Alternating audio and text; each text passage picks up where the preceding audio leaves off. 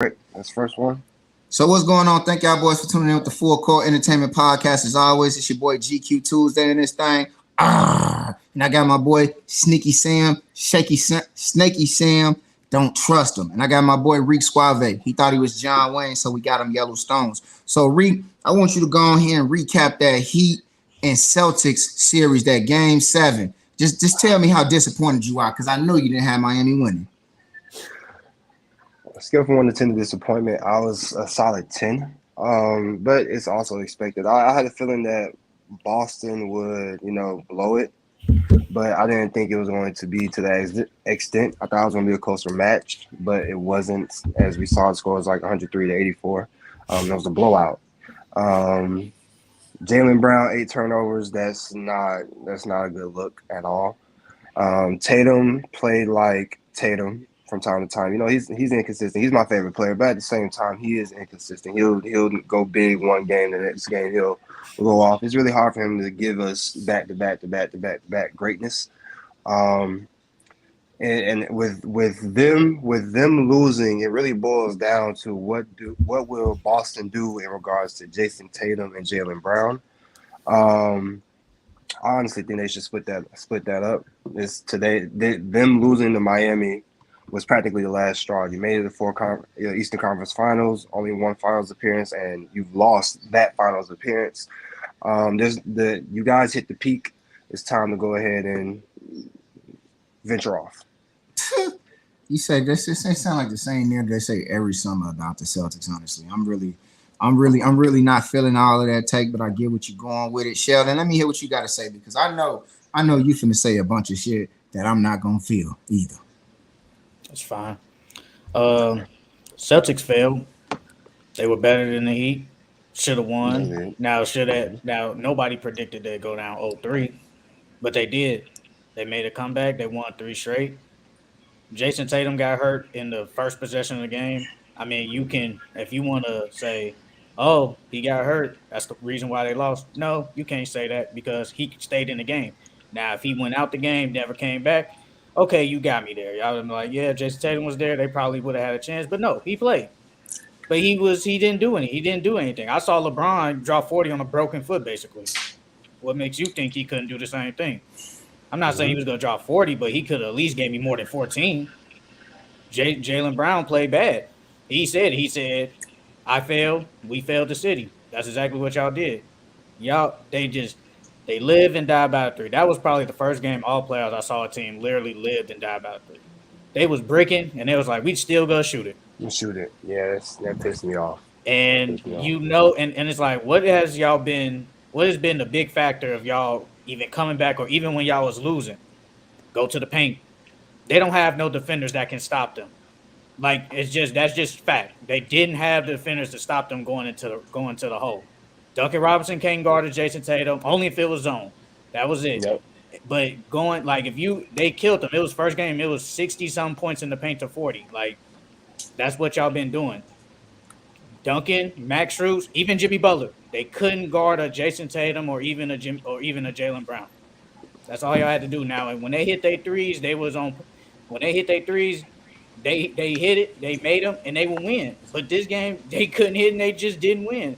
The Celtics just make dumb mistakes, and I was like, if the Celtics lose, it's on them. It's not because of the Heat. The Heat just capitalized, and credit to the Heat for capitalizing. They capitalized on the Celtics' mistakes, and that's why they won. I give them credit. They fought hard, resilient team. I applaud them. My takeaway from the Heat Celtics matchup.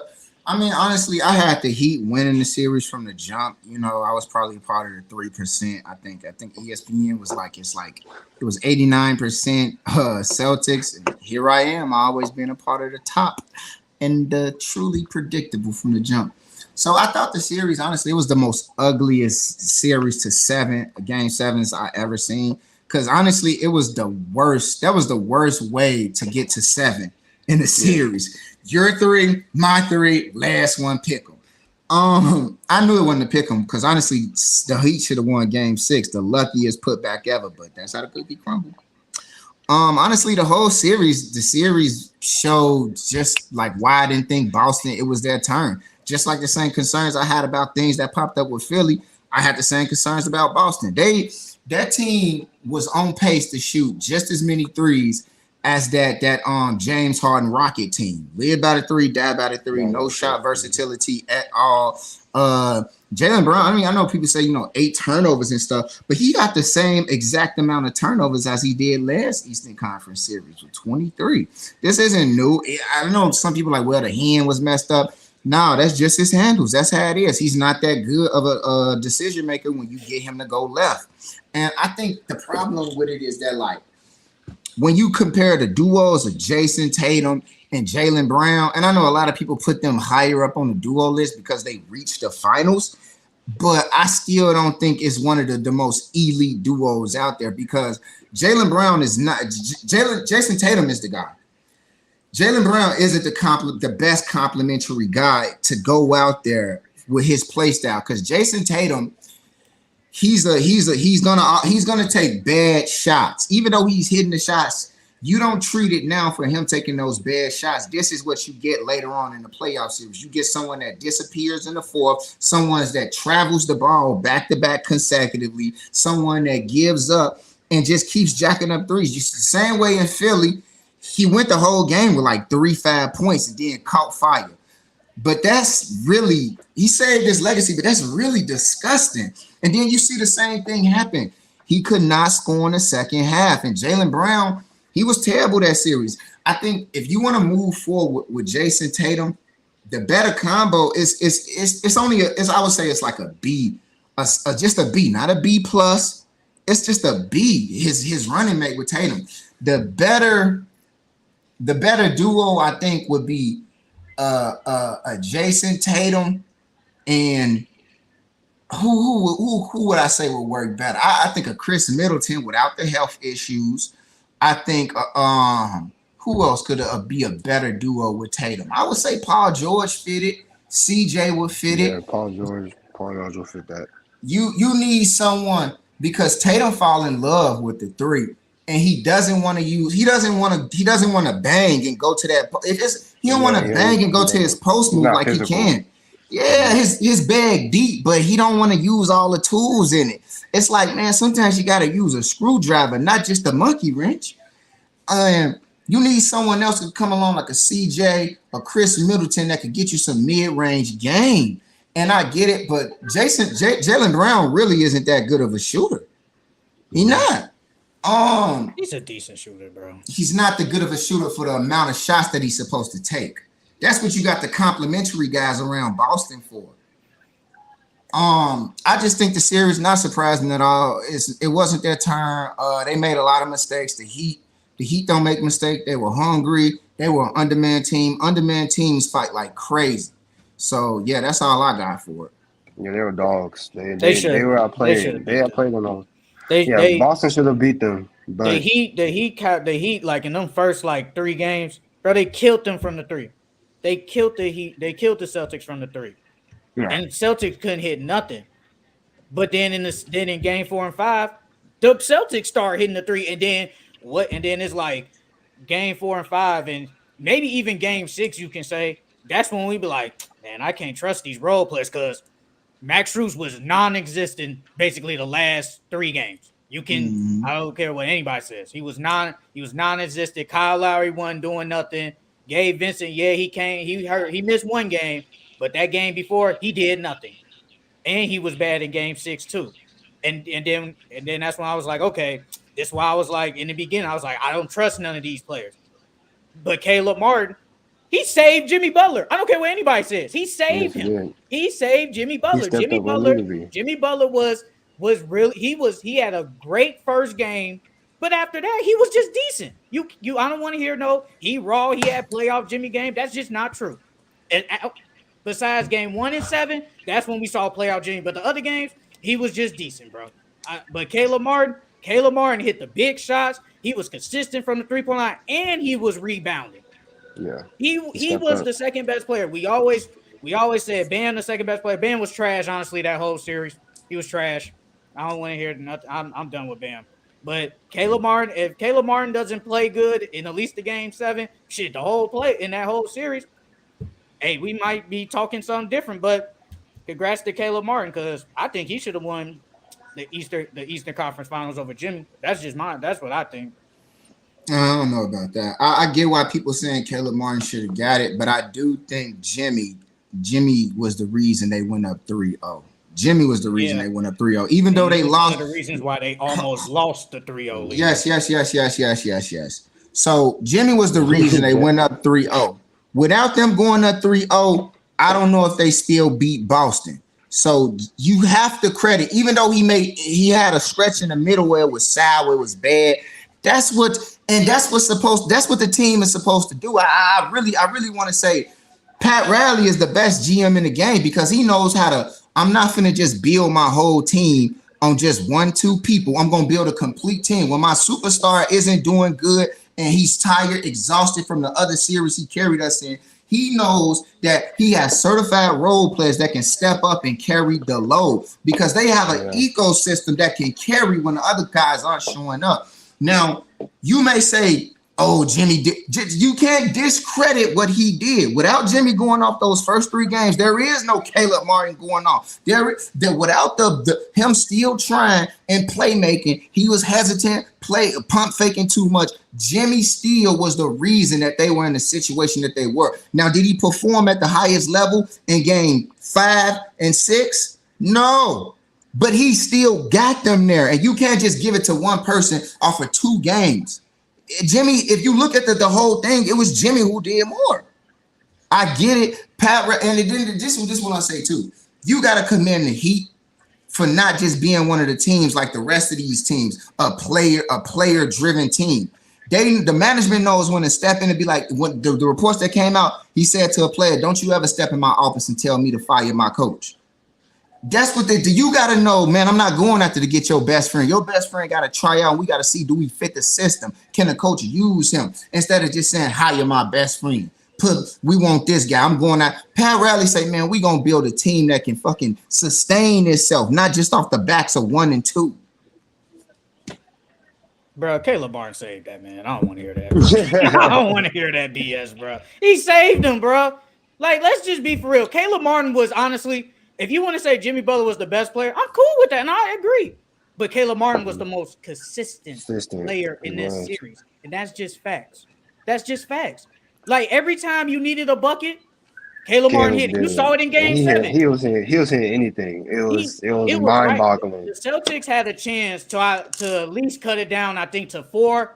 Caleb Martin hit a 3, I think, and then it was right at the end of the third quarter. I think they was down by 6. Caleb Martin hits a jumper at basically with 1 second left. I was like, I think that's it.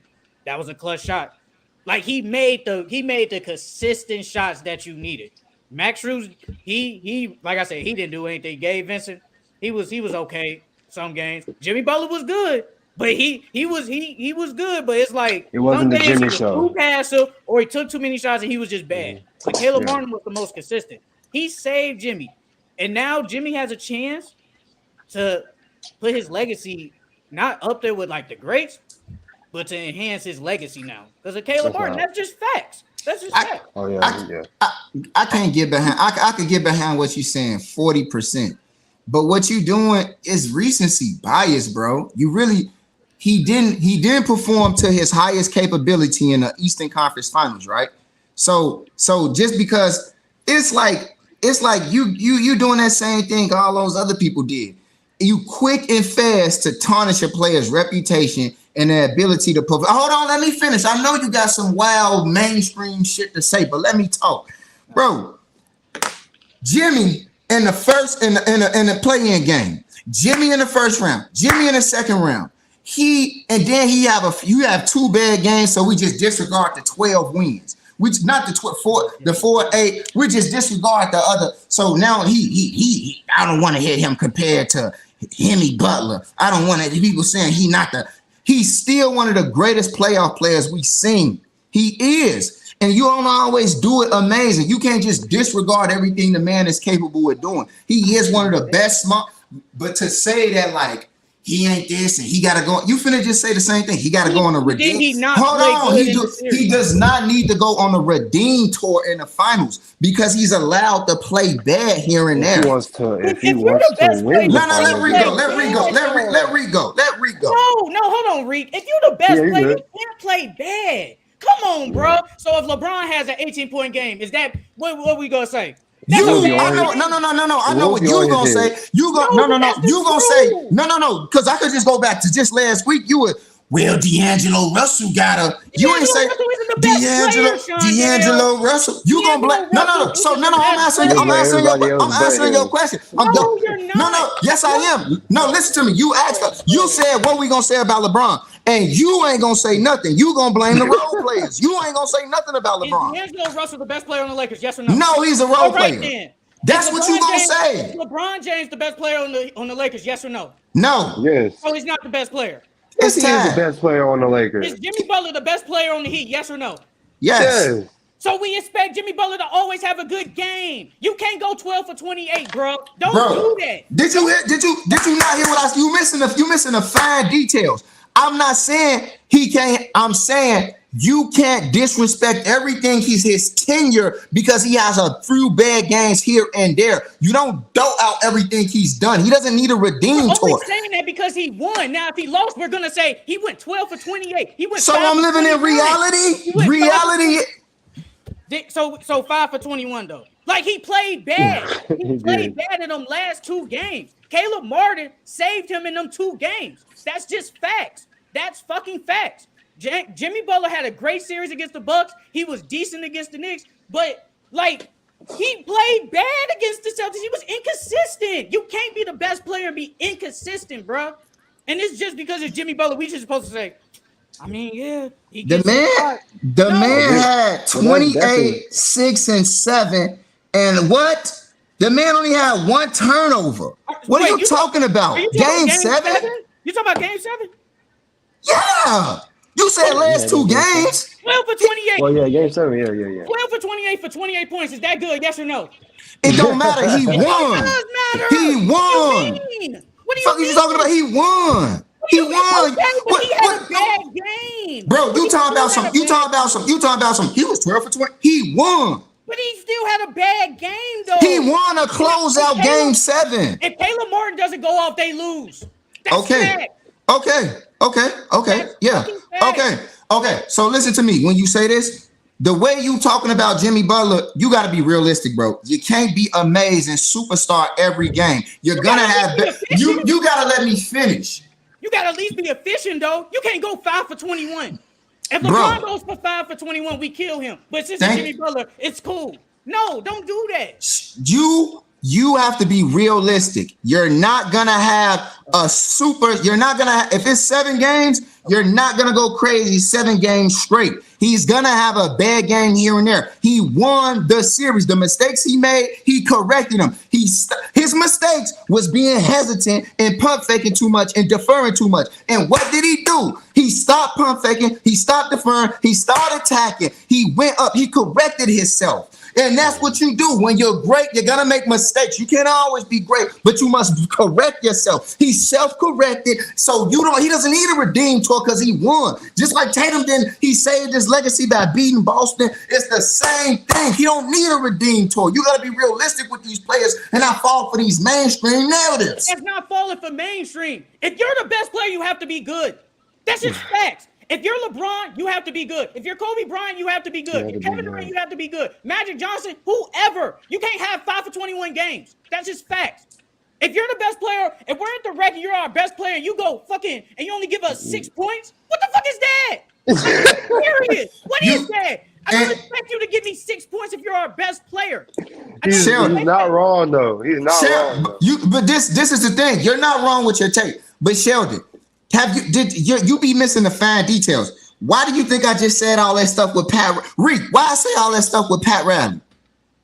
Because Pat Riley. No, let him tell you that I'm talking to. Let Reek talk because we've been going a lot. Share the stage. Yeah, because Pat Riley really, I don't even know. Honestly, Pat Riley is just He's very smart, and I saw a stat about him. He's out of all the NBA finals in the history of the game, he's been in 25% as a player or a coach, or a front office or a front office. He picked people that want to play the game. That's really why Miami beat Boston. They want to play. They're hungry. They're He determined. builds an ecosystem. He builds for when the players, when the Jimmy Butlers, when you're supposed to be great this game, you're not. He picked the players that can get you along the way. That's what I'm saying. Because when Kareem wasn't doing his thing, it was Magic doing his thing. If both of them were off, it was James Worthy that was doing his thing. He made sure there was pieces that could pick up the slack. So we comparing Max Strus to James Worthy. No, that's what we doing. In that game 7, could you compare Caleb Martin to him? I should say he hit big shots. Okay, brother. So the comparison exists there. Sheldon, I'm saying to you, if Jimmy has a bad game, if Giannis has a bad game, Joel have a bad game, the ecosystem exists for these teams, for the players around them to make up for it. You say, oh, when LeBron get 18 points, what we gonna say? We gonna say the role players should step up and carry the load. First it'll be where was AD? Then it'll be where's the role players? The Heat role players are able to step up. That's why undrafted player on every fucking 5 minutes, undrafted. They have an ecosystem that can support the top players when they aren't there. You can't have bad games, bro. If you're the best player, you can't have bad games. Yeah. He can have bad games because 5 for 21. That's just facts. He can have a bad game. He can have a bad game because he has the role players that step up. That's horrible. You're right. He can have horrible games. He can have bad games and they can still win. They lost because the ecosystem games. exists. Game 7, they lost those games when he played bad, though. They lost. We're only saying that because they won. Winners. Oh, because he won, damn it. He ain't lose, he won. They lost those games. He won. If he plays better, they probably would have ended fucking Boston in 4 or 5. Yeah. That's just facts. Woulda, coulda, shoulda. I'm speaking in reality. Don't do that.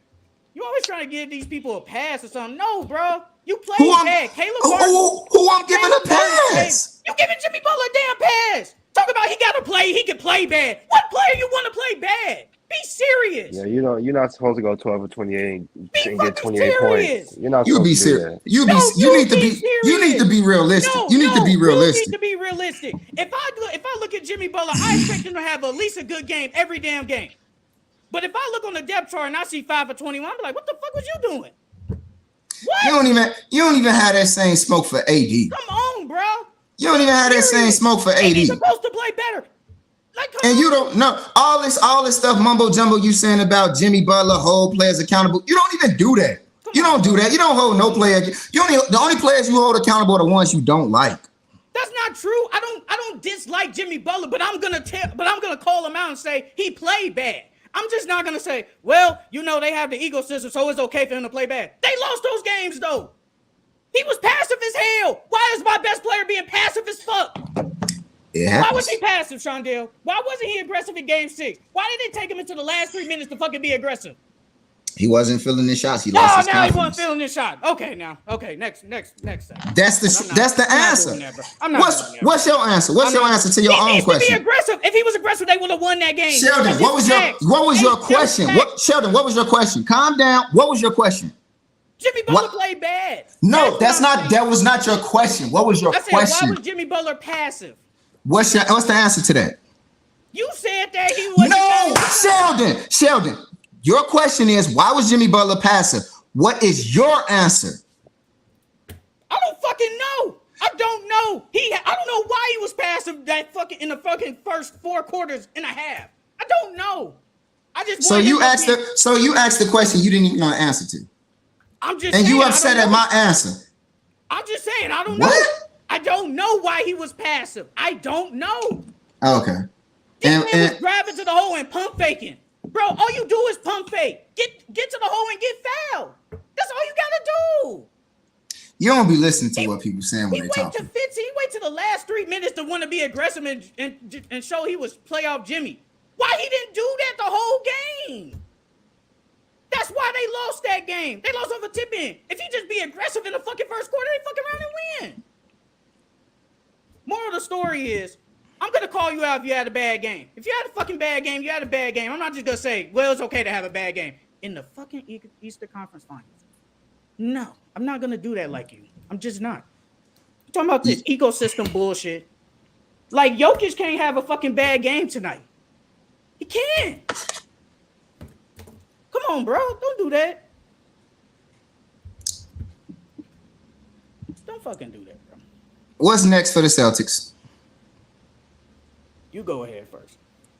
What's next for the Celtics is nothing much. They're going to run it. They should just run it back one more year. No need to blow things up and just falling for the whole trade Jaylen Brown and we're going to do this. No, you might as well just run it back one more year. Same thing. Make a few small adjustments. Then after the next previous season, it would be more realistic to trade Jaylen Brown off and try to live off of Jason Tatum moving forward. I think you guys probably got to figure out what you're going to do for this aging group because they got Al Horford who's kind of aging. And you got Robert Williams who has a lot of injuries, stomach virus and foot, knee, all type of things like that. So I think it's no point. I don't think that you're getting anything back out there trading Jaylen Brown that gets you back to the Eastern Conference Finals or even wins the finals because just like the Lakers, the Boston is the Lakers of the East, highly prestigious franchise. Their goal is to win a chip every year.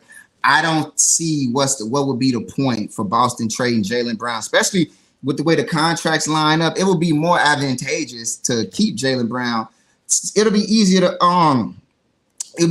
trade him off next year, especially with the way the contract's coming up. And then there's no point to keeping Jaylen Brown after the previous year because those two, Jaylen Brown, Jason Tatum, would eat up too much of the salary. So I don't think it's time to trade him just yet. I think they run it back one more time. When do you think it'd be easier now? Because no team can give him a $295, but they can give him a cheaper contract. I don't really know too much about the numbers of that right now, but I thought it would have been higher because he made all NBA team. That like Brian Windhorst said that the Supermax is supposed to be for your current team to keep you, so you can get more money for staying with your team. But let's say he gets traded and goes somewhere else. I think he'll be able to sign. I think it's around 4 years, 180 something. So that's way cheaper for a team that trades for him instead of it being with the Celtics. I'm not saying they should trade him, but it's like if they do, because they're like if Jaylen Brown accepted, he's going to get 50, 60 some million, 50 plus across 60 million for the next 5 years. The same with Jason Tatum. But they don't have to pay him a supermax.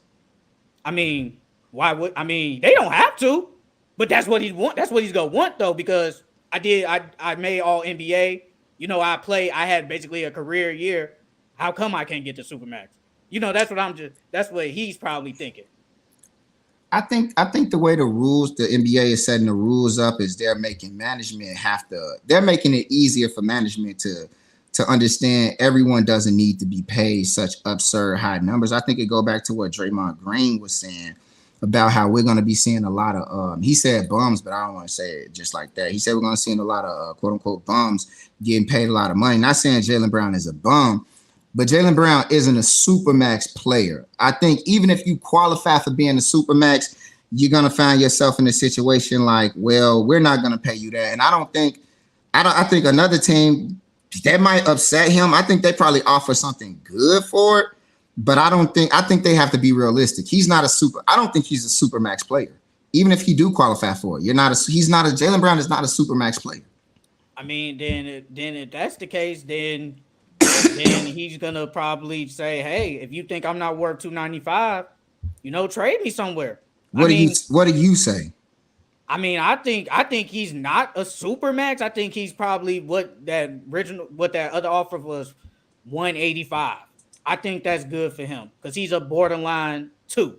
Like that's just what he is. He's not. But maybe, hey, I don't know. Maybe if he goes somewhere, let's say they trade Dame, right? And let's say Jaylen Brown goes to the Blazers and he's the guy. Maybe he does have a better year than he did than this past year. I mean, you never know because he's in the shadow of Jason Tatum. That's just facts. He is in the shadow.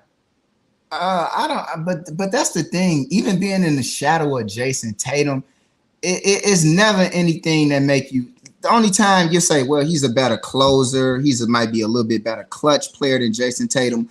But when it comes to just looking at Jaylen Brown game, I don't see, he's not a superstar.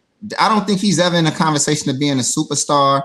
I think whenever you bring him up with being just as good as Tatum, it's more so in a situation of being a closer, being a go-to guy to end it. And I think that's what a lot of second guys are. A lot of second guys are just because it was Kyrie was the second guy. He's a closer. Chris Middleton, he's the closer. Sometimes Dame was the closer and the guy. But I don't. If you get a Jaylen Brown on the Portland Trailblazers, he's still not Supermax worthy because of Jaylen Brown with that core. Let's just say just game for Jaylen. That same team, he doesn't do anything for your playoff contentions. That's not Supermax worthy even there. He's not a superstar. Supermax there. I'm saying, but no, I'm just saying, like, say he was in Portland and he's that guy. He's still not Supermax worthy. There, so he's not worth 185. He's not worth anything. 200 million? No, he's 190. Good. Let's see, four divided by 185. Oops. I'm saying 2 million. 200 million. That's 46 million. I think that's good for him. That's good for him, but I don't think he's nowhere near that 230, that 200, that 220, that 215. He's just not. Hey, I don't think so, but that's just what the Supermax is for him. It's 290. Jason Tatum is going to get 315 next year. He's going to sign that. There ain't no question. But the Celtics have a choice. You sign Jaylen Brown.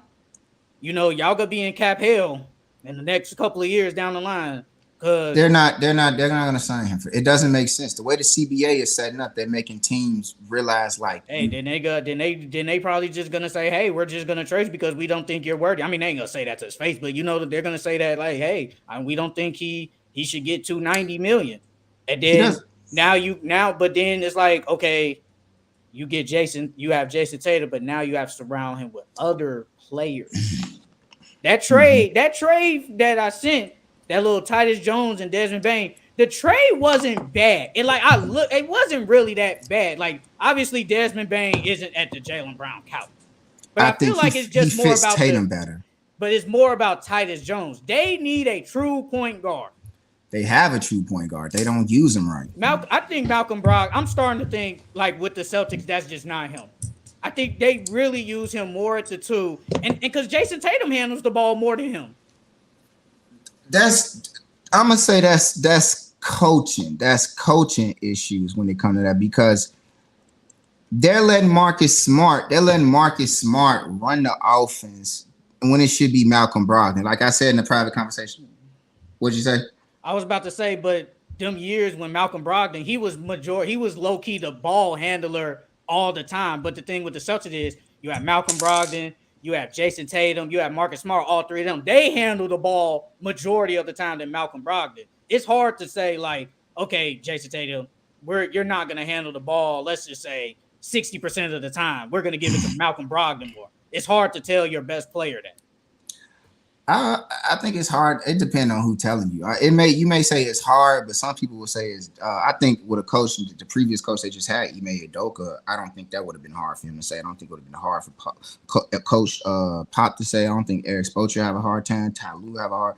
It's hard, but I think there are people out there, coaches out there that do know they're comfortable with conflict to handle those situations. To say, we need to go through an 82-game season, getting more comfortable with the ball out of your hands, with a playmaker setting you up so you can take easier, better shots. I think with Malcolm Brogdon running the offense instead of Marcus Smart, like I said, obviously you're running your offense through a more defensive player whose offense is predicated on tricking the refs, drawing fouls. That's just simply not. That's not how you initiate offense, especially when he's going to have the ball in his hand with that 9 second left. Sometimes I don't want my guy trying to draw a foul, trying to trick the refs. And then when he is fouled, the refs is looking the other way because you've been playing sour.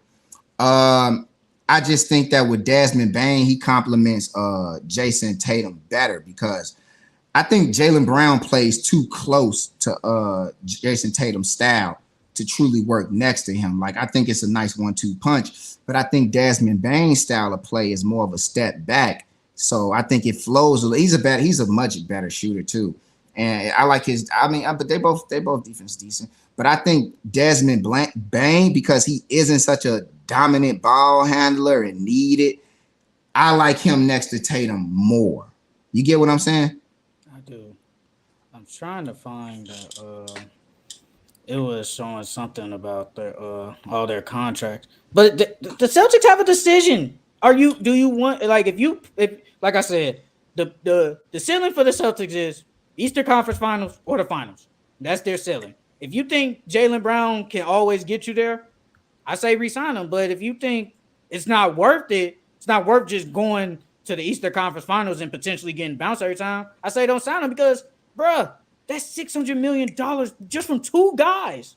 Two guys. Then you're going to be in cap hell. And do they want to really do that? Do they want to be in cap hell forever?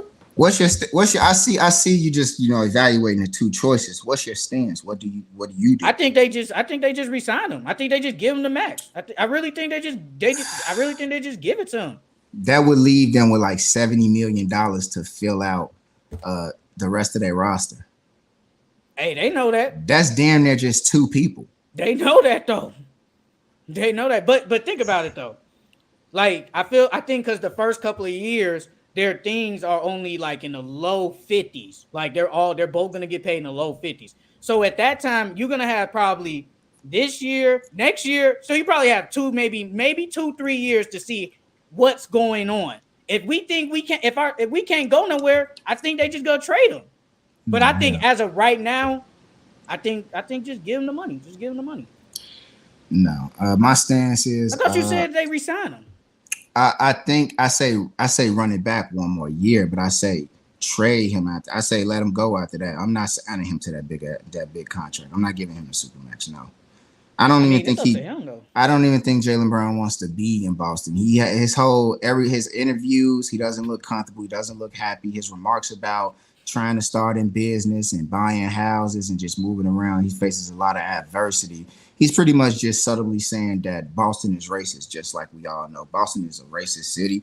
The white people there, their racism is more subtle, and that's really irritating. They don't just flat out say, I don't like you. They just gaslight you.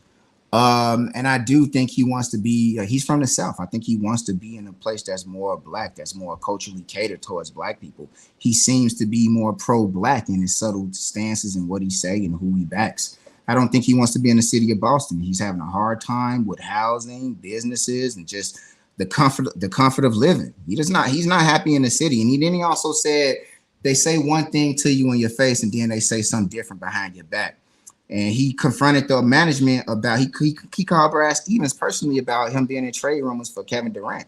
And that truly upset him because then the same thing happened again coming up at the deadline. I don't think he's appreciative of how they treat him, his remarks, how he's living. It just looks like the relationship with me, like he wants to end it nice and peaceful, but he doesn't want to be there anymore. See, this is the thing I'm looking at. Okay, so next year, they only have Jason Tatum, Jaylen Brown, Al Horford, Brogdon, Smart, White, Robert Williams, and Gallinari really under contract. The rest of these are just low contracts that they can just get rid of. But then after that, they only going to have 1, 2, 3. They only got to have 6 players. Then if you sign them to that deal, they're going to be stuck. They can't do it. They can't do it. They don't have the money. I mean, but he earns that money though. He earned it. Like he earned the $295. But it's up. It's real. I think Boston is going to offer him that. But it's going to be up to him, like you said. You say he doesn't want to be there. It's going to be up to him if he doesn't accept it or not. Because if let's say he doesn't accept it, I think you got to trade him. Because I don't want a player that technically don't want to be there. Wow, my question for you about signing him. Why am I signing a guy to a supermax that I'm always putting in a trade? Wouldn't that make it harder for me to trade him then? He won't get the supermax. I said that. But I'm saying if you said give him the money, okay, not that you said you're not giving him a supermax, you're just giving him some money, right? You're giving him the 180. I'm saying like just give him like I think they're going to give him the supermax. Wait, that's what I think. So that's what I'm saying.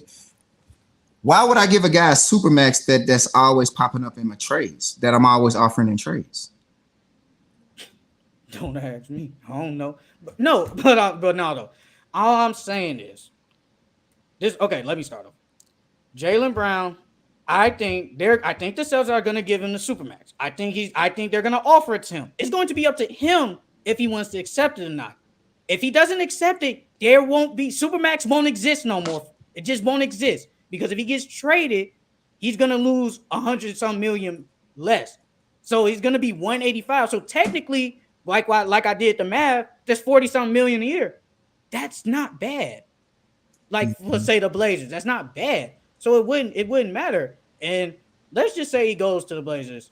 You know, could they be in? I think they could be in the play-in. Honestly, I think they right there with the Thunder. Playing. You might as well go to the Rockets. Why would I go there? Because the Rockets is going to have a big turnaround. And I think he wants to go to a city where, you know, he can be around black people. Isn't he from Texas? Isn't he from Houston or Atlanta? From Atlanta. From Atlanta? I think Georgia. Yeah, I think he'll go to the Rockets or the Hawks. I wouldn't. I mean, does he just keeps them in the play-in spot? I don't know. I feel like it just depends on like does he really care about the money or does he care about, and to him probably his legacy? It's up to him. He did. It's a hard decision. It's hard to turn down 295. It's really hard. I don't think for a guy like him, he just had remarks about talking about legacy. He said people are always comparing me and Jason Tatum and about like how what ceiling we can reach, but you know he said someone asked him how he feel about always hearing that. He said, you know, it doesn't matter. Our legacies are always going to be tied together and cemented. It doesn't matter. It's like for him. But I just feel like the type of mind and type of guy that he is, I can see him turning the money down and choosing happiness. Like even if he turned down 295 million, I think he's the type of guy that say like, you know, just because I ain't getting 295 million from this people don't mean I can't go out and still make that money. He's like, I can still be happy with 150, 170 million, and I can still go off and venture and make money in business and trust myself. Like, I think he's the type of guy that's like, he's not greedy. Like, if you can't find happiness in life without signing for 295 million, you got bigger problems. I agree. I agree with you on that. There's a chance he might want to say, hey, I'm cool with 180. I'm cool with 185. I'm cool with that. And a happy living. I don't want to be in. He wants to be the guy. I think he truly wants to be that guy, and he has a chance. He potentially has a chance. You know, you just ask for a trade, or you just wait till this summer. But Celtics is not gonna do that. They're not gonna wait. They're gonna offer to him if he says, hey, I don't want to do this. They think about trading because you're not gonna lose him for nothing. You're not gonna lose a star player for nothing. All right. So what do you think about Bob Myers leaving the Warriors? Well, that means we're not going to see. I think the Warriors were never going to see like. I think they're done winning championships for probably for the rest of Curry's career, honestly, because he's a part of the dynasty. He drafted Steph, he drafted Clay, he drafted Draymond. You can even then he drafted Harrison Barnes, signed the Iguodala, signed Deshaun Livingston, signed Kevin Durant. He did all that. He helped the Warriors win four rings and probably the best team of this generation. Like you can say they are the best team of this generation. And with him leaving, it's different management. The new management is probably like, I don't want to give Klay Thompson this much money. Even if he does have like a decent year, is he worth that? Because I'm looking at it now. Steph Curry is getting paid $167 for the next 3 years. Jordan Poole $128. Wiggins $109. That's like $400 just from them three alone. That's $400 just from them three. Then you got Klay for one more year for $43. I don't think he's worth $43 million no more. I just don't think that. And Draymond for $27 for one more year. With the new CBA, they wouldn't be able to sign anybody. Yeah. So, and Bob Myers was basically like, he said, I'm not gonna deal with that. I don't want to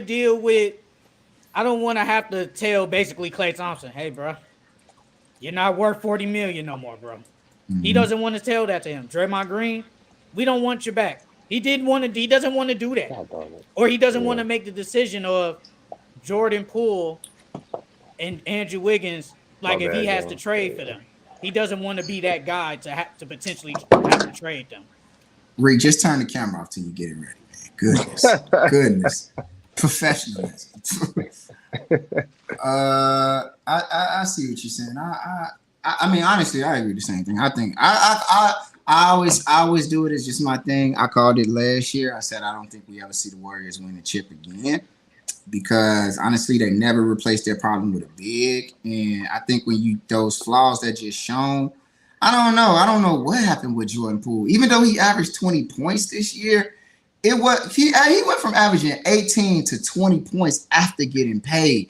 So I kind of feel like if you get it was 200, his contract 220 million, ain't it? No, it's like one. No. What is it? Well, for now, it's only he's getting 128 for 4. His new deal kicks in this year. It's 128 for 4.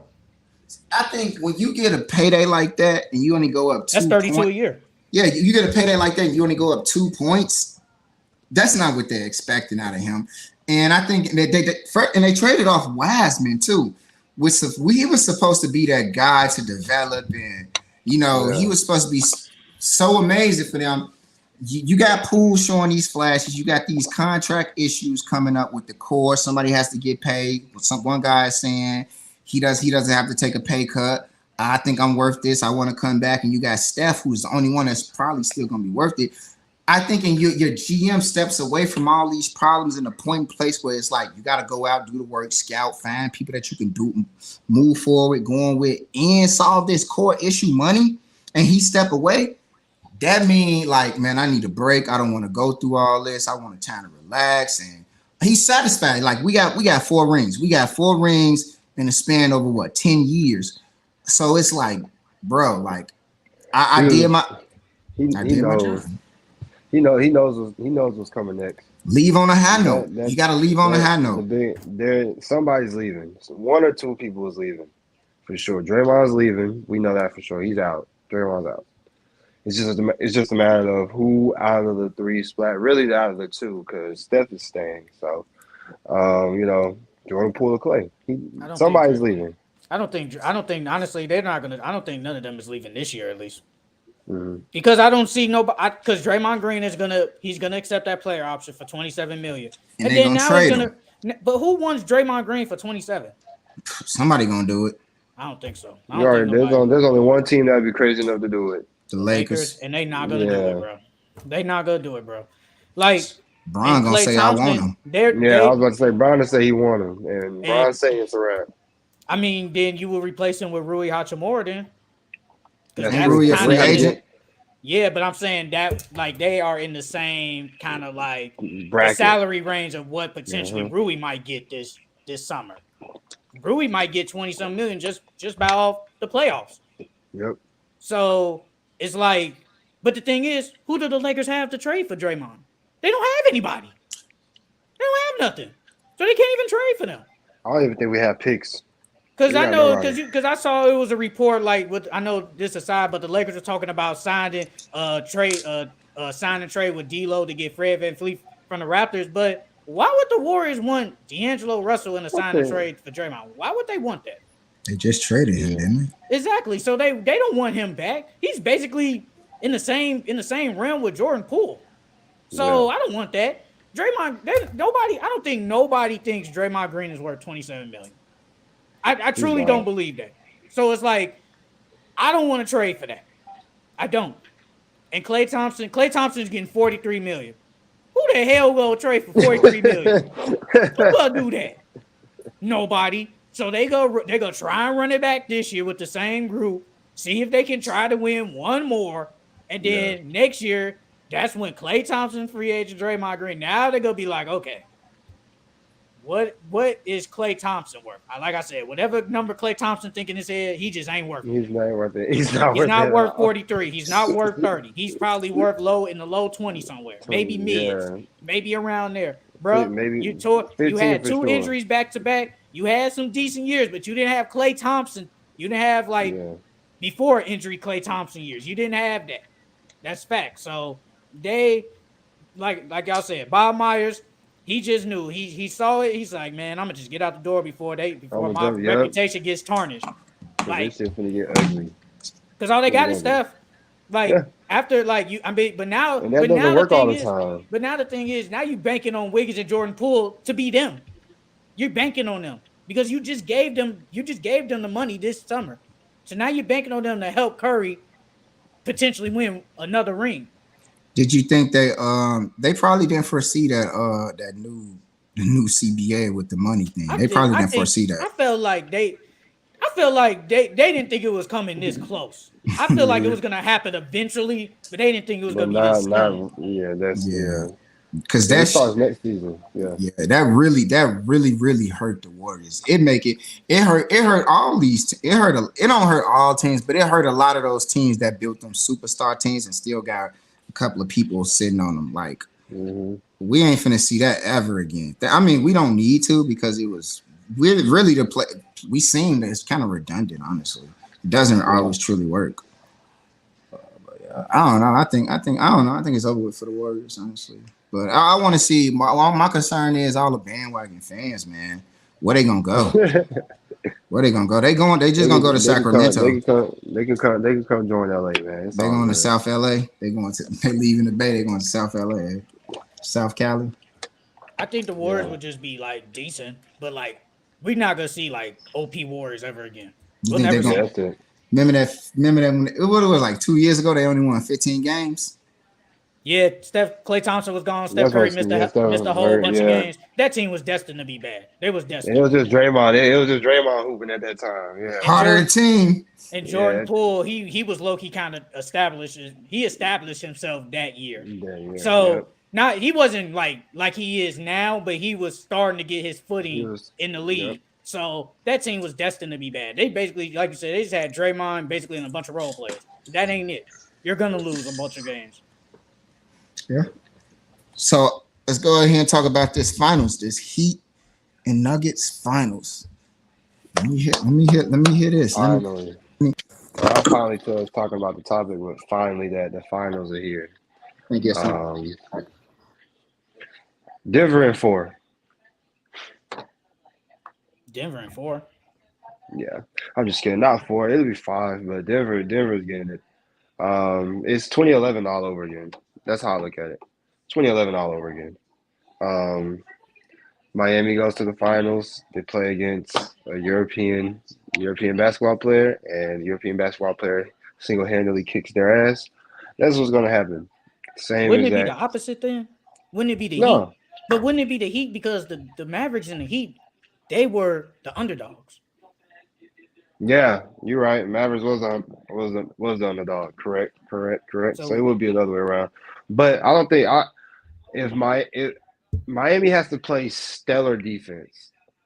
And I feel like that's what we failed to do on the Lakers, because we did great defensively in guarding Jokic. He still got his, but it wasn't to the greatness that we're used to seeing out of Jokic with him getting his.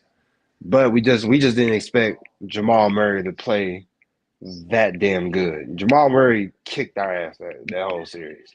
It was just him. Like Jokic did what Jokic does, but Jamal Murray is the one that really said, "I got your back, man."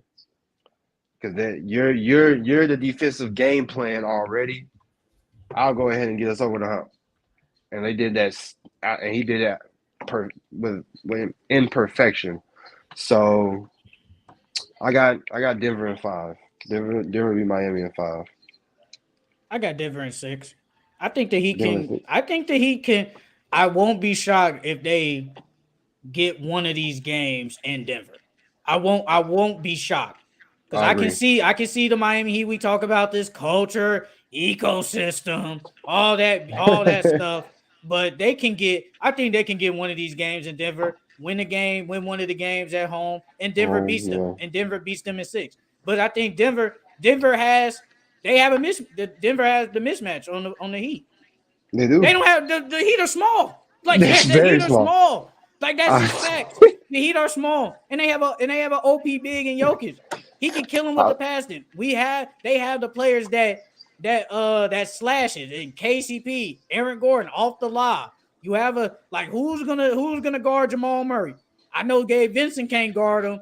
You're not gonna put a Max Strus on him. I can see Jimmy Butler guarding Jamal Murray, like just maybe start out the game a little bit, and at the end of the game, and what's Bam? Bam. I'm gonna say this. Bam might be the X factor. I think he shouldn't be the X factor, but Bam will be the X factor. Bam has to show up. He has to play good. Like if he doesn't play good against, he has to play great. He has to play better than Bam has ever played. He needs to get 20. He has to at least give me 18 and a double and be a rim protector like he has been with at least 3 or 4 blocks. Yes. He has to be that guy. I think Caleb Martin gonna probably drop 20 all the time. Potentially, maybe, but I think Caleb Martin is going to be the third best player in this series. I think he's going to give you at least 16, maybe 18 points. But it's really going to come down to Bam. What is Bam going to give me? If Bam gives me nothing against the Nuggets, I don't care what anybody says. The Celtics was better than them. It's just the Celtics was tweaking and they capitalized on them. The Nuggets aren't going to do that. The Nuggets aren't going to do dumb mistakes like the Celtics and turn the ball over for no reason and just shoot too many threes for no reason. They're not going to do that. They're very smart basketball team. You see it on the floor. Game in and game out when they play. It's crazy. So, I think for the X factor on the Nuggets, I think it's gonna be Michael Porter Jr. Can somebody stop Michael Porter Jr.? Can they take him off the 3-point line? Who on the Heat is gonna take him off the 3-point line? Jimmy. I don't know. I really don't. Look at this guy. Who? You. What I do? What I do? What are you talking about? Look at what I do to you? Nothing. You a hater. Nothing. You a hater, bro. That's all. I'm not a hater, bro. What I gotta hate on? What am I hating on? I don't know, bro. That's what haters do. If the world knew that, we wouldn't have haters. No. Yeah, I got Denver in 5, bro. Yeah, I said the same thing. Denver in 5. Yeah, I got Denver in 5. Honestly, I think Jokic gonna win Finals MVP. I think he gonna. I wrote some. I got notes down. I think Jokic averages 25 points, 11 rebounds, 8 assists. I think the Heat probably get blown out game 1. I think they probably win game 2. I think it's a gentleman's sweep from there. Standout players, I got Jamal, Jimmy, honorable mention, Caleb Martin, and MPJ. Jimmy Butler will be on a revenge tour to redeem his Jimmy Butler title that was soured during the last few games against the Celtics. I think he out for blood. Bam gonna have a hard time. Jokic, he probably gonna get on everybody's nerves with his inefficiencies. But typically, he usually scores pretty somewhat in the mid-high teens when he plays against Denver and Jokic, which is pretty weird because he doesn't rebound. The Heat are just a bad rebounding team, period. He doesn't rebound at all good.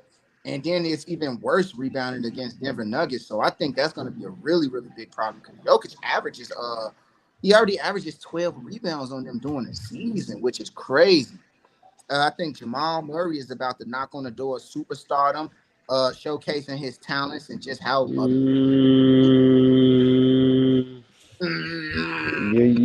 use that word too loosely, Tuesday. I'm not saying knock superstar. on the door. I said knock on the door. I don't even know about knocking. I mean, did he not knock on the door with the Lakers series? No. To superstardom? No, not superstardom. If you want to say I'm still giving my take. Go ahead. I expect the Heat to struggle to score, but I think they're gonna have some flashes where they look like they can win the game. But I do believe that Denver silences that and hits shots. I think the Nuggets will probably break that crazy good Miami zone. I think they're gonna. I think honestly, Michael Porter Jr., Jamal Murray, they're good. They can shoot too. They're good mid-range shooters, and then you got Aaron Gordon, who's always slashing and cutting, like Sheldon said, KCP too. But I think Aaron Gordon and Bruce Brown are such good cutters that it's gonna be real hard. I think the Nuggets gonna hit a lot of threes. The Nuggets the superior team, and I want to say just like I say the Nuggets they have a good coach. A lot of the coaches that Miami went against, they had the better coach who can help figure out the problem solve, help them figure out what to do. don't think it's going to be that easy according to Mike Malone coach. And I think both these teams slighted. Both these teams slighted and hungry. The Denver Nuggets, number one in that division, and they don't even get talked about. No one talked about them against the Timberwolves. People were talking about how Kevin Durant and Book can be amazing and knock them out. Everyone had the Lakers winning, and you hear how Mike Malone felt like, man, we won, and they walked out of here like they figured something out. Like we ain't see Philly do the same thing. Like we ain't see such and such do the same thing. And I think they're angry. Just like Miami was the underdog. They was Bam said that y'all didn't pick us last year when we was the number one seed. We know y'all didn't pick us this year. So yeah, I mean Denver and 5, man. Are the Heat gonna hit the threes like they was doing against the Celtics? No. Are they gonna hit their threes? Because that's what was happening in games 1 and 2 and 3 against the Celtics. They were knocking down the threes. And then when game 4 and 5, that's what they wasn't doing. They wasn't hitting their threes. They're gonna have to try and match the 3-point shooting with the Nuggets because we know Jamal Murray can hit his threes. Michael Porter Jr. can hit his threes. We know KCP. He might be the best shooter on the team. Either him or Michael Porter. So are they gonna be able to hit their threes in Denver? Like, I wouldn't be shocked if they go crazy and say Miami and hit a lot of threes, but Max Strus is inconsistent. That's just facts. Duncan Robinson, he's just a 3-point shooter. If he can't do nothing, he's useless. Nope. Like, that's just facts. Are they going to hit their threes? I think also what's really important too is that like Miami runs a lot of zone, but Denver runs a lot of high post pick and roll through Jamal Murray and Jokic. And I think that right there is like, I don't know. I don't think because the Miami zone makes up for like that players who just don't have the defensive capabilities to play good defense. Yeah, it's a safety net. Zone is a safety net. So I don't know how zone that 2-3. That 2-3 zone is really like a 2-3 man zone because it's a little bit more roaming. It's not just so strict and sturdy. And I think like that high post pick and roll with Jamal and Jokic, and then Jokic works. He works so well, just like. Once he gets it and he doesn't see anything, or then he sees the right pass, he gets it there. But Miami is real good. They're real good stopping the passing lanes. But they just don't have the personnel to stop Jokic from getting in. When he gets the dribble in and going in, is that high post pick and roll that zone. So I don't know how it's blown out. Bam is so undersized. I don't know. This is just me personally. I'm not a fan of the 6'9" center. He's not he's a power forward. I don't get that at all. Like you're 6'9", there's no reason you should play center. You're a power forward. You're a small forward, power forward. That's what you need to be at. He can't guard him. It's gonna be ugly. But him being a center helps him because he's a little bit more athletic than most of the centers, even though he's on the side, so he can make up for it. Yeah, he makes up for it. But he doesn't have if he played power forward, small forward, he doesn't have the speed. He doesn't have all the handles. He can't keep up with that position. I think he has to play center and be undersized and make up for it defensively. He doesn't even. He's a center, but doesn't play center. He doesn't even post up. Well, sometimes he can't even post up. He tries to shoot the little mid-range jump shot. He hits it. But he doesn't. But this playoffs, he hasn't hit it consistently though. Mm-hmm. Like, but if you're gonna have center, I know some people was talking about they might play Kevin Love because he's a bigger body, But Kevin Love ain't gonna make no big difference either. He don't make nothing better either. It's just, are the role players gonna do? Are they gonna step up in this series against a superior team? This is the most superior and non-turnover team they have faced. This is the team that's not gonna tweak. They're not gonna make mistakes. Yeah, they're the best team in the league. So like I said, you took advantage of a Bucks team that sold in the last 2 games. You took advantage of a Knicks team that their second best player, first best player, whatever, Julius Randle did nothing. And you took advantage of a Celtics team that just turned the ball over and just jack up threes. Nuggets ain't going to do that. They're not going to turn it over. They're not going to jack up threes just because. They're efficient, man. You don't feel like your statements kind of like undermining their success? Who, the Heat? Yeah. Bro, I think they're the luckiest 8th team of all time. I'm going to say that. Kind of disrespectful. That's not disrespectful. That's the truth. You didn't even have them here, so we all disrespectful. Nobody had them. Yes, I did. You did not have them winning. I picked them. No, against the. You did not have them being here in the finals from day one, though. No, I didn't. All right, then. So we all disrespectful. Wait, but Sheldon, say it's not disrespectful. It's not disrespectful to not think that to think an 8th seed isn't gonna make to the finals. I picked them the day the Celtics beat the 76ers was the day I put my future in to say they're going to the finals. Yes, you did. But you didn't have them basically beating the Bucks. I had them not beating the Bucks, but I had them beating the Knicks. I had them beating the I had them beating the Knicks. I had them beating the Celtics. So I didn't have them on early on. I would have just went with the Bucks instead. But once I seen them beat the Bucks, you don't have no business now. Okay, look, Sheldon. I'm saying for you, like your statements about them. You're saying, oh, they took advantage of a team. Oh, they took advantage. It's like you're not really giving them credit for winning, for achieving. You're just like you're disregarding them.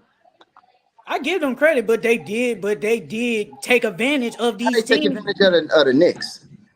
Julius Randle played bad. He played bad. Josh Hart did nothing. We was praising Josh Hart in the first round. Josh Hart was a big reason why they beat the Cavs. So he did nothing. You don't think they contributed to slowing down or stopping Julius Randle? No, that man just played bad. I ain't gonna cap. I think combination of both. But he played bad majority. He played bad. He had a great regular season, then he just plays bad in the playoffs. Hey bro. So peep this. Out of the Heat ran when the Celtics went against the Miami zone out of the series 19 out of 28 times, Boston failed to score. And then out of the last 7 possessions of Miami running zone against Boston didn't score. Stopping Derek White. When they started running offense through Derek White, it sealed it off. When you remember Reggie Miller was like, oh damn, they're running that offense through Derek White. That means they really giving up on Tatum. They giving up on Brown. So I think when you say, like, I'm just saying, like, I get what you're saying. Like, they're a lucky team. They're AFC. They're not supposed to be here. But at the same time, they are supposed to be there because even though the Celtics are the more talented team, the better team won. The more talented team didn't win. It's like we have to put credit on them. Like, those guys are good. They earned their wins. It wasn't given to them. So you have to correct yourself and say, like, no, they didn't have any weakness. It's like injuries are a part of the game. They are. They lost their best offensive player within like the first 5 days of the playoffs. Then they lost Oladipo. Like, he was supposed to come off the bench and give them a lot of fire. But the Heat have been undermanned against every team they win against. Yeah, Hero does come back game 3 as well. But they did capitalize on the Bucks selling, being up double digits going in the fourth though. They capitalized. That's the Bucks. That's the Bucks selling. That's what I'm saying. They sold and the Heat capitalized on that. I'm giving them credit for capitalizing on all these teams making mistakes. Talking about what? So you saying we won the games, boy? They are the luckiest AFC of this since I don't know when. Well, this is only the second time an AFC has even made the finals, so it's rare that we see this. It's very rare. I mean, hey, I'm crediting the Heat, but it's like you can't just be like, well, yeah, they was supposed to. No, they wasn't. They really wasn't supposed to be here. They really wasn't, bro. Like we always say, we can't count out the Heat, but at the end of the day, we saw them lose to the Hawks in the play-in. And we thought that they about to struggle. And then we saw the Bulls against the Raptors come all the way back. They was down 20, and the Bulls was up with like 3 minutes left. The Bulls just sold. They capitalized on that. They capitalized on teams making mistakes. Yeah. That's what they've done this whole playoffs, play-in playoffs. They capitalize on teams making mistakes. You know what's another way you could say that? What, sir? Being up 10 points with 6 minutes or 5 minutes left on the Heat does not guarantee a victory because the Heat do not give up. They're a team of strong perseverance. Instead of saying these teams sold, it needs to be more credit to say that the Heat A 10-point lead on the Heat within the last few minutes of the game will not guarantee a victory. It simply won't. A Yeah, they play to the 15-point. buzzer. If the Nuggets are They up play 10, to they're zero. winning. I want more to say. A 15-point lead, a 12-point lead against the Sacramento Kings will not guarantee a victory. In the last 7 minutes, last 6 minutes, a 15-point lead will not guarantee a victory against the Sacramento Kings. In the last 5-6 minutes, 10 points will not guarantee a victory against the Heat. They're a team of perseverance who play all minutes of the quarter. They don't give up. When you think that the game is over with, they come back and they score and they If win. they're up by 10 with 3 minutes left in the game, they're losing. Denver, The Nuggets, they're losing that game. they may lose, but the Heat, you have to put credit. It's not me. It's not me making this up.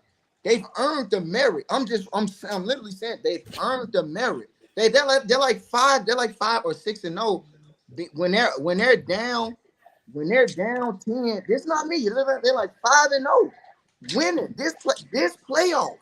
This not an opinion. This is a fact. They've won 5 games this playoff being down 10. You have to give them that credit. Yeah, team selling. That's what I'm saying. Teams have sold. They've taken advantage. I credit them for taking advantage of these teams selling. Celtics was better than them. Knicks was better. Bucks was better. They have sold.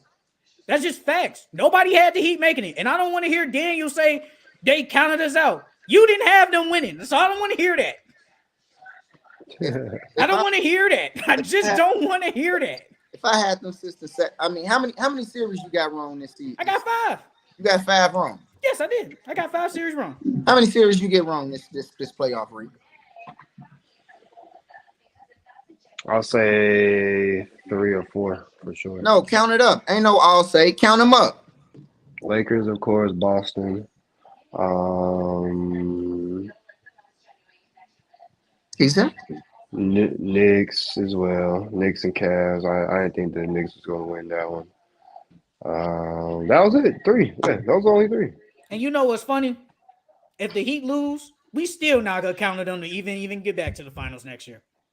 Yeah, they're not. Exactly. We're just not gonna do that. We're not gonna do that. We're not gonna do that. You need to do this. You need to stop saying this.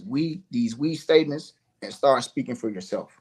No, that's just the truth. I don't think we're gonna say they're gonna be there next year. You can't speak for we. So you gotta have so if the Heat lose, you still gotta have them. That's not my point. No, I'm asking you though. No, I'm not gonna have them. No. That's what I'm saying. Sheldon, my point is that like you say, we gonna do this. No, bro, you need to start saying, I think, I see, I don't. It's not a we. You can't try to speak in majority terms like, well, most people thought that too, so I'm safe with my take. Ain't no we. It's your take. I'm asking you. This is your opinion, not theirs, not the majority. You, I can say we didn't have the Heat beating the Bucks. We didn't have them. So you agree? I did not have the Heat beating the Bucks. We, nigga. Where's me and you? We didn't have that. We were wrong about that, and I was right about the majority of the time. It's we. Majority. No, it's not. Majority of the time, it's we. I only got 3 series wrong. But I'm saying though, and them series, we were all wrong. We can say we didn't have such and such winning. That's the truth. Yes, I could say but majority of the time it's we. But Sheldon, I'm saying to you, when you say you can only say we in hindsight. You can't say we for something that's in the future. Unless we both agree on the same thing. You can't say we for the future. That is I. No, for hindsight, then it's we with the people that agree. I can't wait till we have our preseason rankings in the summer because I guarantee you ain't gonna have the Heat high. I guarantee you was wrong as hell about the Clippers. And I did have them. I did have them kind of high. We was all wrong. We was all wrong about that. Not me. You did have them pretty high. What are you talking about? What you had them at? I had them at the 6. I need to see that paper then. Oh yeah, buddy. Look, you had the Clippers at 6. Yes, I did. I need to see that paper then. Because I said I don't see the point of John Wall going there. And you guys were like, he's still John Wall. He's still gonna do this. He's still a great facilitator and still got the speed. I said, we ain't seen him play basketball in 2 years. Where y'all getting that from? I didn't even have John Wall starting. Yeah, you didn't, but you still had the Clippers high, didn't Yeah, you? they had depth. And They look, did. Yeah, they and just look didn't at stay that. healthy. That's a part of the game. Health is a part of life. But I mean, But no, but no, you no, no, no, ain't no no, we. It was no, you. no. We can actually say that we thought the Clippers were gonna be high because we have to say, man, if the Clippers are healthy, we think they can they can at least get far. We can say that. I never said that. Okay. I never said that. Okay. You know I didn't. Okay. Okay. Don't be mad at me because I remember my takes Okay. and I didn't agree. So it's no Okay. we. Okay. Okay. But no, you know, sure no we. I didn't say we. That's French for you Hey said. Daniel, I'm gonna ask you this question in the group chat, but I already know what you gonna agree to. I already know. I'm gonna ask you. Like I said, we didn't have the Heat making this far. That's just facts. Yeah. Yeah, You buddy. know you didn't. So don't lie out here and say you did. You I waited didn't. until they beat the Bucks to say, well, I did have them beating the Knicks and beating the Celtics, but you didn't have them in the beginning like everybody on That planet was Earth. 2 months ago. But it doesn't matter. We didn't have them. Yeah. That doesn't matter. Yeah. You was right though. You was right on the Celtics. You was right on the Knicks. I give you that, and I'm crediting you that. You called it out. I had the Celtics. They lose. All right then. But we can say they was not supposed to beat the Bucks. They wasn't. That's just facts. Sometimes you can say we. Thank you, Sheldon. That's all I'm telling you. You need to say more I statements. No, you need to stop saying some BS. How You am be I saying saying? some How am I earlier saying topic. yes, You but I've said been some more right BS, than and you? I'm not gonna go earlier topic. You said some BS, but I'm gonna ask Daniel the same question though. Sheldon, just because a person does not agree with you doesn't mean that they're completely wrong. All of this is opinion. No, that's wrong. All That's just wrong. No, that's just straight up wrong, bro. Sheldon, it's all opinions. No, it's not. Sheldon, let me finish. It's all opinion, Sheldon. I'm not trying to convince you that my point is more superior than yours. I'm just conveying to you why I believe in my points. And there are points that you can make that I agree partially with you, but I'm never trying to get you to just throw your take out and say mine is superior. There are bits and pieces of it that I agree with and that you disagree with. We can all learn from one another and understand each other's takes. I'm not saying that my take is correct. I'm saying this is why I believe this. Shit, you was adamant about it, making it seem like it was correct though. I was just simply elaborating why I think that. That wasn't correct though. I've never heard of any team sport, and I'm gonna make it short because I'm not gonna go back and forth again. I've never heard of any team in any sport basically saying, "Well, our team is good enough that our best player can basically have bad games." I've never heard that. Never, until right now. Never heard of it. If you're the best player, you're supposed to basically play good every game. That's just facts. Yeah, that's your take, and you know that's that's just the truth. That's the truth. That's an opinion. No, that's the truth. Name one good player that's supposed to have bad games besides Jimmy Butler, I guess. Since they have. Did I say supposed to have good games, bad games? Yes. Who's supposed to? What did I say supposed to? You basically said he could get away with having a bad game. When people say you basically said, that means you don't remember what I said. You're not listening. So what did you say then? I said he can have bad games because he built the GM built an ecosystem with players around that can step up and cover for him. So you saying he can have a bad game? He can have a bad game and they can still win. I've never heard of a player. Never heard of it. Sheldon, I have an example for you. I have a question for you. If Giannis only has 12 points, 6 rebounds, and 2 assists, can the Bucks still win? Potentially, but that's still a bad game. Okay. Though. But that's still a bad game, though. So the ecosystem and with the Milwaukee Bucks will be able to support Giannis if he has a bad game to win. But I don't want Giannis to have a bad game, though. Does the ecosystem exist for Giannis, the Bucks, to win if Giannis have a bad because he has the personnel. He has Drew Holiday and Chris Middleton to back him up. What is my point? My point is that if you build an ecosystem, it's not realistic in sports to say that, oh, you average 25 points. You got to go out there and drop 25 points each night. It doesn't happen. And sometimes when it don't happen, when you have the ecosystem and supporting role players, they can still get you to the win. But I don't want to depend on an ecosystem for them to win. I don't want that. And that's why it's an opinion. I don't want that though. That's why it's an opinion. I don't want Giannis to have fucking 12, 8, and 6 or 8 and 2. I don't want that. Giannis is supposed to have a good game every game. He's supposed to. That's not realistic. It is. What are you talking about? In the playoffs? It's not realistic. What superstar had? Well, I take that back. A lot of superstars don't have 12-point games. I know one that had 8 points in a finals game. Who are you talking about? Who you think I'm talking about? Who, LeBron? When did LeBron have 8 points? LeBron didn't have 8 points in no playoffs? Not that I can think of, no. What? Who, against the Warriors? I guess you could pull that up. Against the Warriors? I guess you could pull that up. Hey, if I pull it up and I'll say, hey, you was right. But I don't remember LeBron having 8 points in the finals. You talking about against, he said in 2011 against the Mavericks? That's who I was about to say. I said, but it doesn't happen often though.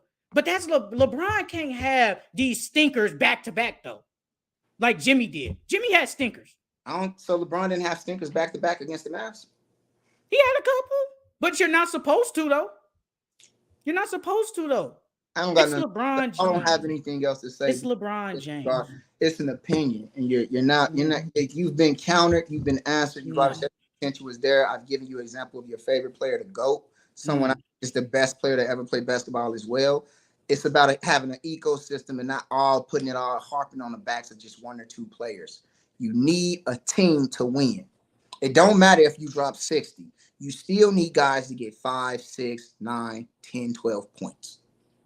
Yeah, but I don't want my best player to out here have bad games though. I don't want my best player having bad games either, but I want to be protected for if my I don't want my best player having bad games. I want my best player to be protected for when he does have bad games.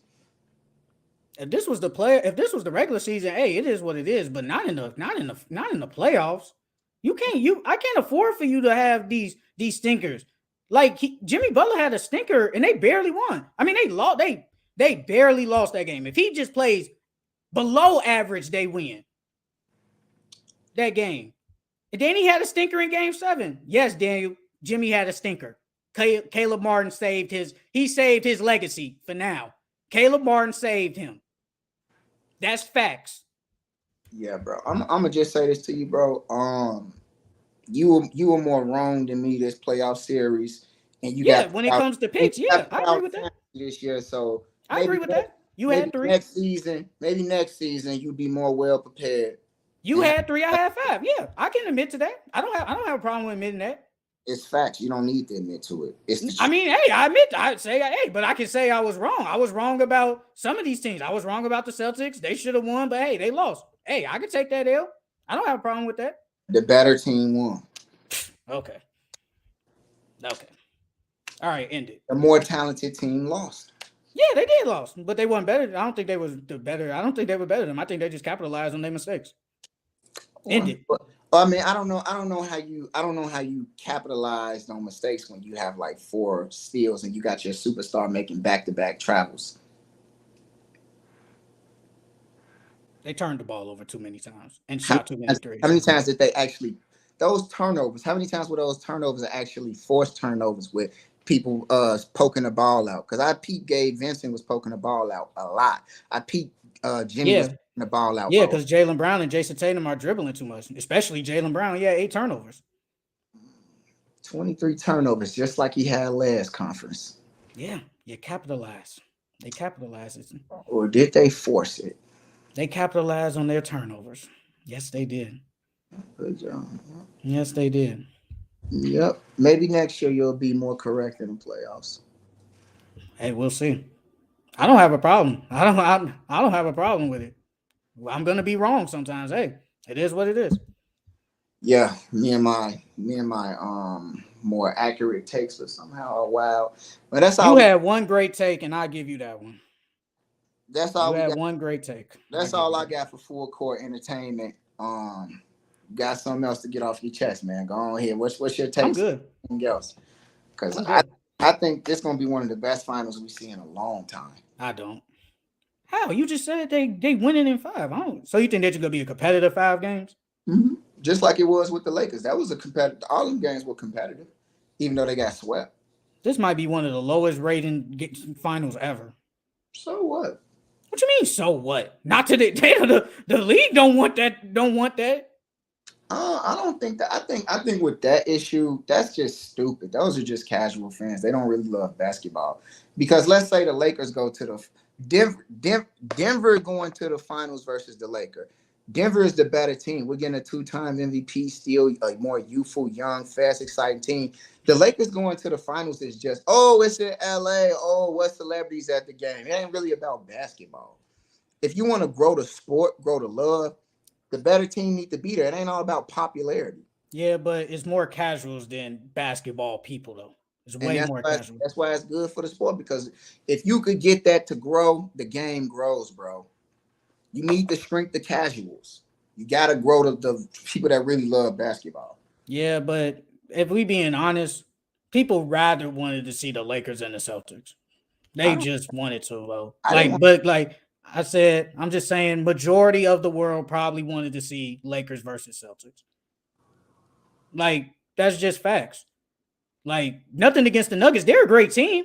But the casual fans is going to look at Jokic and be like, he don't do nothing. He scored, but he don't do nothing flashy. But we know, like, he's more than that. Like, if he don't dunk, they're like, man, this man can't even dunk. God damn.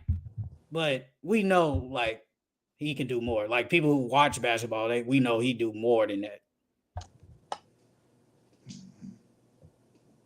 Like, that's just how it is.